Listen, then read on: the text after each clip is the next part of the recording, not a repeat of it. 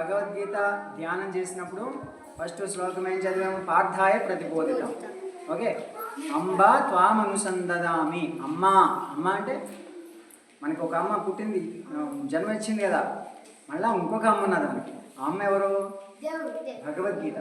భగవద్గీత ఒక అమ్మ జన్మనిచ్చిన తర్వాత మనం ఈ అన్ని భవబంధాల్లో నిండిపోయాం. ఓకే, అన్ని బాండేజ్ వచ్చేసినాయి కదా. ఓకే, ఆ బాండేజెస్ నుంచి, ఆ భవబంధాల నుంచి అన్నిటినీ కూడా భగవద్గీతే భవద్వేషిని, బంధాల నుంచి తెంచి మనకి ఫ్రీడమ్, మనకి స్వతంత్రం వచ్చిందా భారతదేశానికి? అట్లాగే మనకు కూడా స్వతంత్రం రావాలంటే ఏం చేయాలంటే భగవద్గీతలో చెప్పినటువంటి ఆ యొక్క సందేశాలు ఏవైతే ఉన్నాయో మనం పాటిస్తే మనకందరికీ స్వతంత్రం వస్తుంది. ఓకేనా? ఓకే, మంచి జ్ఞానం వస్తుంది. ముందు జ్ఞానం వస్తే మనందరికీ లిబరేషన్ అవుతుంది అన్నమాట. జ్ఞానం ద్వారా మోక్షము. ఓకే, సరేనా? సో అది మనకి భగవద్గీత ఇచ్చారు. అందుకే అంబా త్వామనుసందదామి భగవద్గీతే భవద్వేషిని. చెప్పండి, అంబా అంబా త్వా అనుసందదామి భగవద్గీతే భవద్వేషిని. నమోస్తుతే వ్యాస విశాల బుద్ధే ఉల్లార విందాయ తపత్ర నేత్ర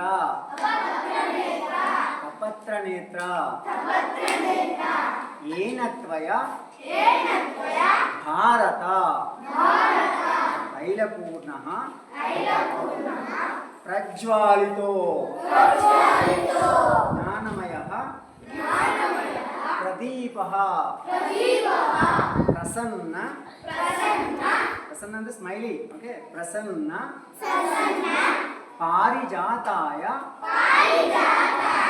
స్తోత్ర వేత్రైక పానయే.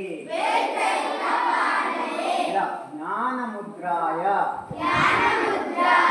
దీన్ని ఏమంటారు? జ్ఞానముద్రాయ కృష్ణాయ గీతామృతం దుహే. అంటే ఈ జ్ఞానముద్రలో ఉన్నటువంటి కృష్ణుడు గీతామృతాన్ని ఇస్తూ ఉంటే మనం ఇలా పట్టుకుని ఏం చేయాలి? తాగించాలి. ఏం చేయాలి? గీత అనేటువంటి అమృతాన్ని తాగించాలి. ఓకే, గీతామృతం దుహే నమః. ఓకే, ఇప్పుడు మనం ఏదైతే ప్రార్థన చేసామో కృష్ణం వందే జగద్గురు. కృష్ణం వందే, చెప్పండి, కృష్ణం వందే. చిన్నపిల్లలు చెప్పండి అమ్మా, కృష్ణం వందే జగద్గురుం. అలా నమస్కరించిన తర్వాత ఆ కృష్ణుడు ఏదైతే జ్ఞానాన్ని ఇస్తున్నాడో అటువంటి జ్ఞానాన్ని మనం స్వీకరిస్తూ ఉన్నాము. ఏం చెప్పారు కృష్ణుడు అంటే? శ్రద్ధావాన్ లభతే జ్ఞానం. ఏం చెప్పారు? శ్రద్ధావాన్ లభతే జ్ఞానం. మనకి జ్ఞానం అందరికి కావాలి, నాలెడ్జ్ అందరికి కావాలా? కావాలంటే ఏం చేయాలి? శ్రద్ధావాన్ లభతే జ్ఞానం. ఏం చేయాలి? శ్రద్ధావాన్ లభతే జ్ఞానం. చెప్పండి మళ్ళా, శ్రద్ధావాన్ లభతే జ్ఞానం. చిన్నపిల్లలు చెప్పండి, శ్రద్ధావాన్ లభతే జ్ఞానం. వెరీ గుడ్, వచ్చేసింది. ఓకే, అలా మీకు శ్రద్ధ ఉంటే జ్ఞానం వస్తుంది అన్నమాట. నువ్వు దిక్కులు చూస్తావంటే జ్ఞానం వస్తుందా? అందుకని ఏం చేయాలి? శ్రద్ధ అనేటువంటిది, ఆ కాన్సన్ట్రేషన్ అనేటువంటిది పెట్టాలి. ఓకే, చెప్పినప్పుడు ఏం చేయాలి? వినాలి. వినాలా? వినాలి. విన్న తర్వాత శ్రవణ, దాన్ని ఏమంటారు? శ్రవణ. విన్న తర్వాత మనన. శ్రవణ మనన నిధిధ్యాసన. ఏంటారు? జ్ఞానం రావాలంటే ఈ 3 స్టెప్స్ ఉంటాయి అన్నమాట. ఫస్ట్ శ్రద్ధగా వినడం, దాన్ని శ్రవణం అంటారు. రెండోది ఏంటి? మనన. మనన అంటే విన్నావు కదా, విన్నదాన్ని మళ్ళీ రిపీట్ చేయాలి. ఓకే, ఇప్పుడు విన్నా కదా శ్రద్ధావాన్ లేకపోతే జ్ఞానం అంటే ఏంటంటే నువ్వు చెప్పావు కదా, అట్లా రిపీట్ చేయాలి. రిపీట్ చేసి మళ్ళీ ఇంటికి వెళ్ళి ఏం చేస్తారు? మళ్ళీ చదువుతారు కదా, రిపీట్ చేసి చదువుతారు. మనన, అది మనన అన్నమాట. అప్పుడు మెమరైజ్ అవుతుంది, గుర్తుకుంటుంటారు. ఓకే, మెమరీ అయిన తర్వాత ఏం చేయాలి, అది ఏంటి అని చెప్పి అర్థం చేసుకొని నిధిధ్యాసన అంటారు. నిధిధ్యాసన అంటే ఏంటి? నిధిధ్యాసన అంటే మనం శ్రద్ధావాన్ లభతే జ్ఞానం అని చెప్పారు కదా, దాన్ని అర్థం చేసుకుని శ్రద్ధని తెచ్చుకొని జ్ఞానాన్ని పొందడం అంటే పాటించడం. అర్థమైందా? సందేశం మీకు మంచి, ఇది మంచి అని చెప్పాను అనుకో, ఆ మంచిని నువ్వు ఫస్ట్ అర్థం చేసుకోవాలి కదా. అంటే శ్రవణం ఫస్ట్ వినాలి, అర్థం చేసుకోవాలి, శ్రద్ధ ఉండాలి. అరే బాబు సూపర్, సిక్స్ రైట్,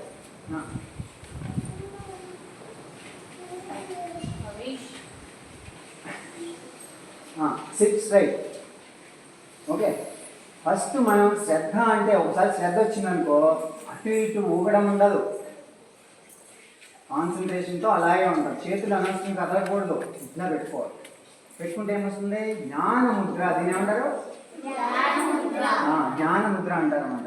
మనకి ఊరికే చేతులల్లా తిప్పుకుంటుంటే డిస్టర్బెన్స్ అయినా కదా, ఇలా తిప్పుకోకూడదు. ఇలా జ్ఞానముద్రలో పెట్టుకుని చక్కగా వింటే జ్ఞానం వస్తుంది. ఓకేనా? ఊరికే టైంపాస్ చేయొద్దు. ఓకే, కరెక్ట్గా వినాలి, చెప్పింది విని అర్థం చేసుకోవాలి, పాటించాలి. సరేనా? సో ఈ 3 స్టెప్స్ గుర్తున్నాయా? శ్రవణ, మనన, నిధిధ్యాసన.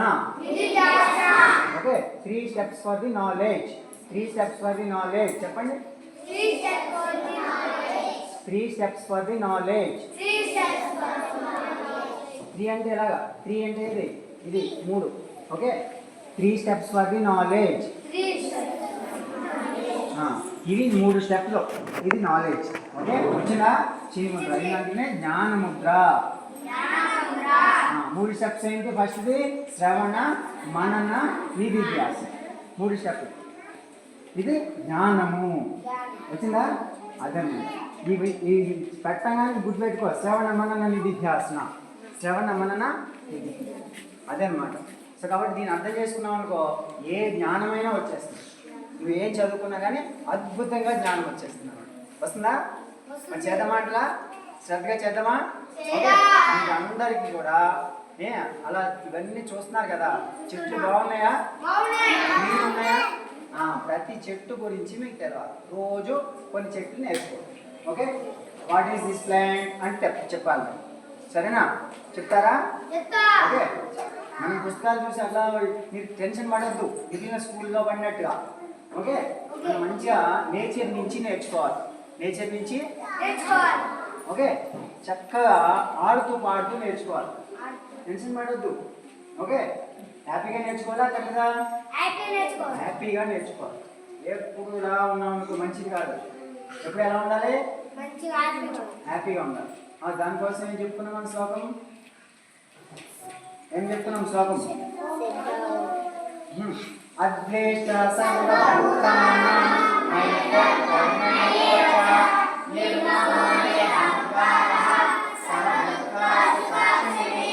సంతుష్టో సతతం యోగి. చెప్పండి. సంతుష్టో సతతం యోగి యథాత్మా దృఢ నిశ్చయః మయ్యర్పిత మనోబుద్ధి యో మద్భక్త సమే ప్రియః. యో మద్భక్త సమే ప్రియః. ఓకే, సరిగ్గా కూర్చోరా, సరిగ్గా కూర్చో, అలా అది. ఓకే, ఇప్పుడు యో మద్భక్త సమే ప్రియః. ఎవరైతే ఇలా ఉంటారో, ఎవరు సంతుష్ట సాధన అంటే హ్యాపీగా ఉండేవాడే నాకు ఇష్టం అని చెప్పాడు. ఇప్పుడు ఎవరైనా మీ ఫ్రెండ్ ఎప్పుడు ఎలా ఉన్నాడంటే నీకు ఇష్టం ఉంటుందా? ఎప్పుడు హ్యాపీగా ఉన్నాడనుకో నీకు ఇష్టం ఉంటుంది కదా. అట్లాగే దేవుడు కూడా మనం ఎప్పుడు హ్యాపీగా ఉండి, ఎప్పుడు ఏడుస్తామంటే మనకి ఇష్టం ఉంటుంది ఆయనకి. ఓకే, ఎప్పుడు హ్యాపీగా ఉండాలన్నమాట. సంతుష్టో సతతం యోగి. మళ్ళీ ఏది కావాలి ఏది కావాలి ఏది కావాలని అడగకూడదు. ఓకే, ఉన్నదాంతో తృప్తిగా ఉండాలి. ఉన్నదాంతో నాకు అన్నీ ఇచ్చాడు దేవుడు, మంచిగా ఎన్ని ఇచ్చాడు? చేతులు ఇచ్చాడు, కాళ్ళు ఇచ్చాడు, కాళ్ళు ఇచ్చాడు. కొంతమందికి పాపం కాళ్ళు కూడా లేవు కదా. మరి ఈ చేతులు కాళ్ళు అన్నీ ఇచ్చినందుకు మనకి థ్యాంక్స్ చెప్పాలా అక్కర్లేదా? అదే మనం చేసే ప్రేయర్ అనమాట. అర్థమైందా?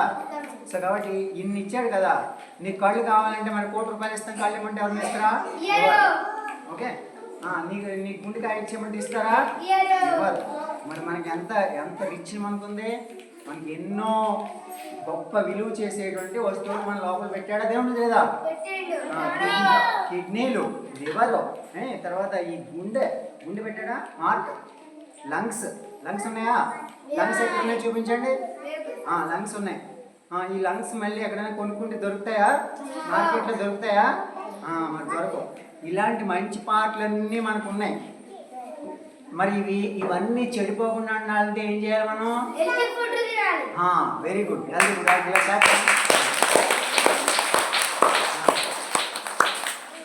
హెల్తీ ఫుడ్ తినాలి. జంక్ ఫుడ్ తింటే ఏమవుతుంది?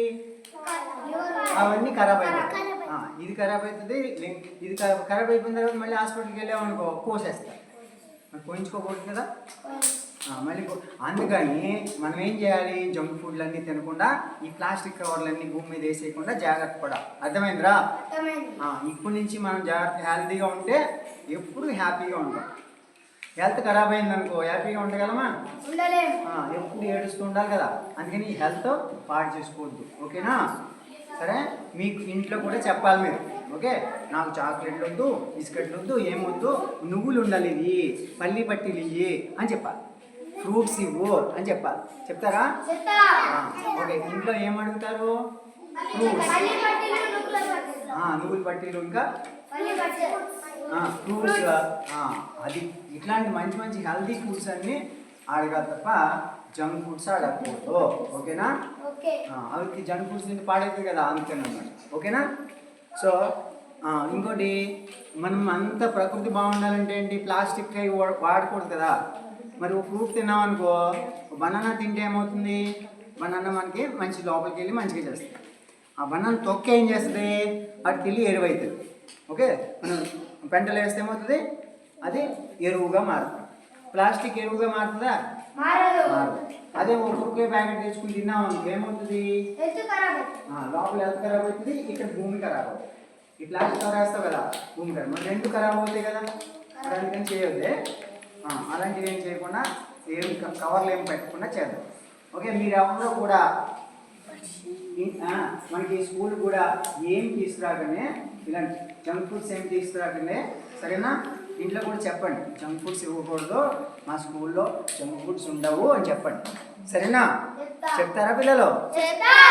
అలా చెప్పి మాకు ఫ్రూట్స్ ఇవ్వండి. ఓకే, మంచిగా హెల్తీ ఫుడ్డే పెట్టండి. ఏమని చెప్తారు?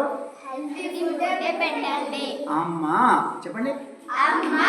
మాకు హెల్తీ ఫుడ్డే పెట్టు. అది చెప్తారా? ఉంటుంది కదా, అది ఇది వెళ్ళి ఇంటికి వెళ్ళి చెప్పాలి. ఓకే, నాకు హెల్తీ ఫుడ్డే పెట్టు, నా హెల్త్ ఖరాబ్ చేయకు అని చెప్పాలి. సరేనా? చెప్తారా? Very good, very good. గట్టిగా వెరీ గుడ్,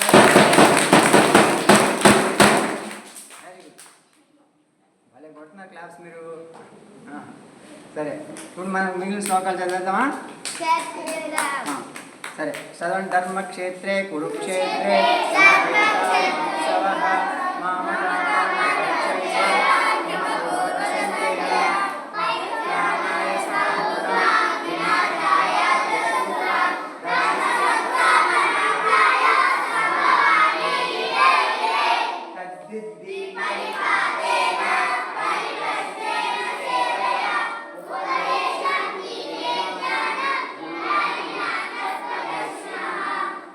మీకు అందరికీ చెప్పాను కదా, ఈ శ్లోకం అందరికీ రావాలి. ఓకే, మీరు కొత్త పిల్లలు అందరికీ టీచర్స్ ఈ రెండు శ్లోకాలు నేర్పించాలమ్మా. తద్దిద్ది ప్రణిపాతేన పరిప్రశ్నేన సేవయ. అంటే ప్రతి స్టూడెంట్కి 3 లక్షణాలు ఉండాలి. ఏది? వినయ విధేయతతో నమస్కరించడం, ప్రశ్నించి జ్ఞానాన్ని తెలుసుకోవడం, సేవ చేయడం. ఈ 3 లక్షణాలు ప్రతి స్టూడెంట్కి ఉండాలి.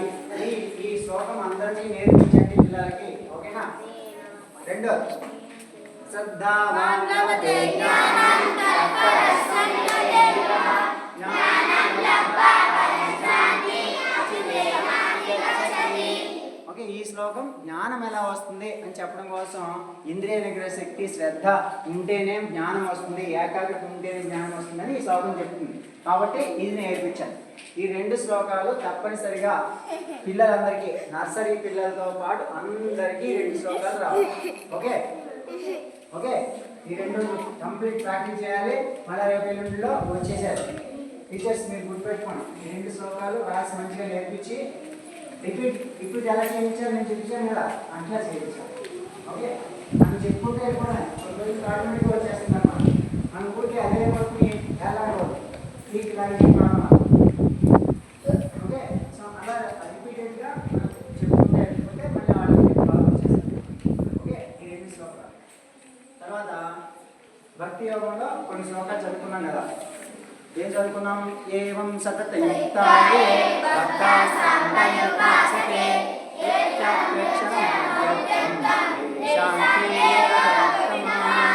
శ్రీ భగవాన్ వాచ అయ్యావేశమనువేమా నిత్యయుక్తా ఉపాసతే శ్రద్ధయా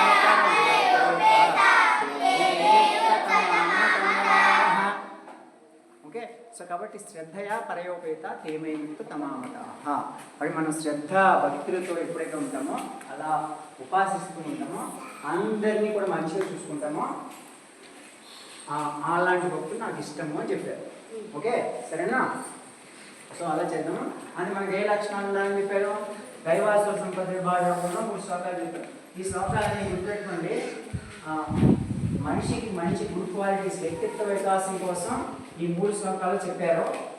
మంచి లక్షణాలు ఆ 3 శ్లోకాలు చదువుతాం. అభయం సత్వ సంశుద్ధి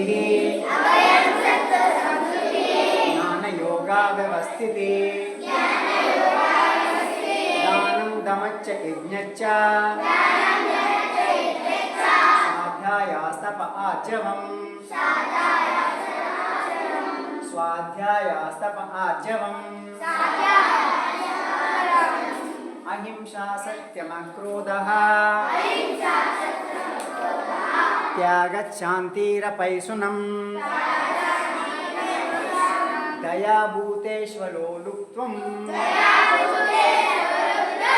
మాధవం హ్రీరచాపలం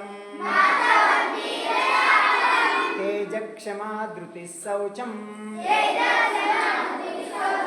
అద్రోహో నాతిమానితా భవంతి సంపదం దైవీం అభిజాతస్య భారత. ఈ 3 శ్లోకాల్లో మనిషికి ఉండవలసిన 26 మంచి లక్షణాలు చెప్పారు. ఓకే, ఈ 26 మంచి లక్షణాలు వస్తే మనిషే దేవుడు అవుతాడు. అర్థమైందా? మీ ఇందులో 26లో ఎన్ని లక్షణాలు సంపాదించుకుంటే అంత గొప్ప వ్యక్తి అవుతాం. అర్థమైందా?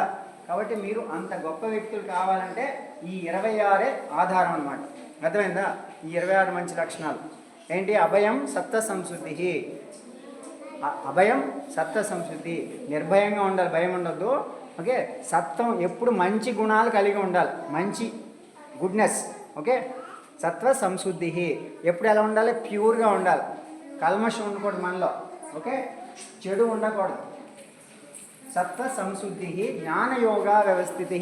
ఎప్పుడు జ్ఞానం కోసం వెతకాలి, జ్ఞానం కోసం వెతకాలి. అటు ఇటు దిక్కులు చూసి అలా ఇలా వెతకడం చేయకూడదు.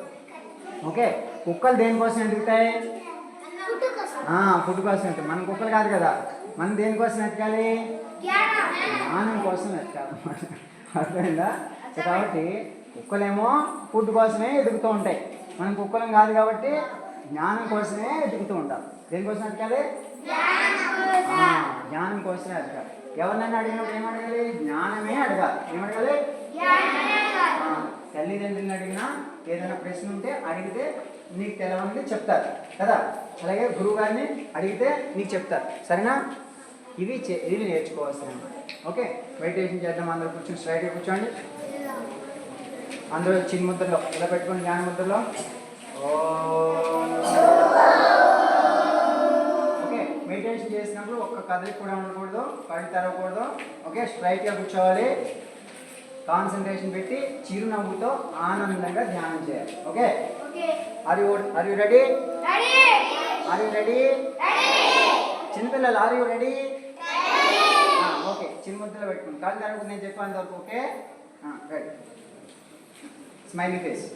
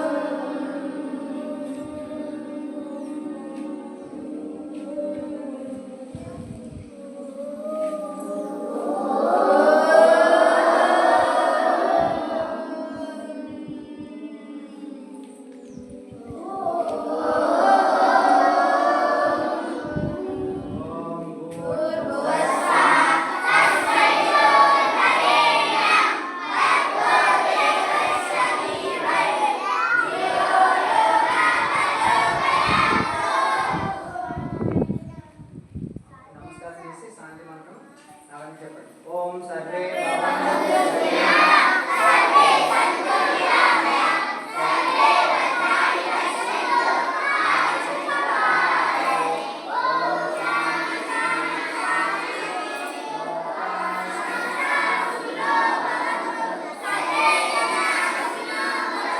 నెమ్మదిగా శాంతి మంత్రం అంటే చాలా స్లోగా. ఓం శాంతి చెప్పండి. ఓం శాంతి శాంతి శాంతి.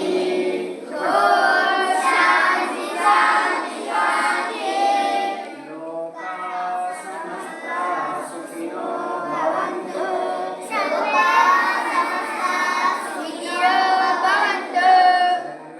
జనా సుఖినో భవంతు. బెండ్ డౌన్, ముందుకు వంగండి. సరెండర్ ఈశ్వరుడు నాన్న. Slowly come up. Gently touch your palms and eyes. Palms and eyes. Be happy. Be peaceful and open your eyes. Look at your palms. తెరిచి చేతులు చూడండి. ఈ పవిత్రమైన శక్తివంతమైన చేతులను మంచి పనులకు మాత్రమే ఉపయోగిస్తాను. నా విలువైన సమయాన్ని, ఎంతో విలువైన జీవితాన్ని సద్వినియోగం చేసుకుంటాను. నేను ఒక గొప్ప కార్యాన్ని సాధించడానికి పుట్టాను. సాధించి తీరుతాను. ఓకే, మనం అందరం ఎందుకు పుట్టాం? మంచి పనులు చేయడానికి పుట్టాం, అంతేనా? సో మనం అందరం మంచి పనులు చేద్దామా? మంచి పనులు చేసి గొప్పగా తయారవుదామా? Okay okay, very good. Okay.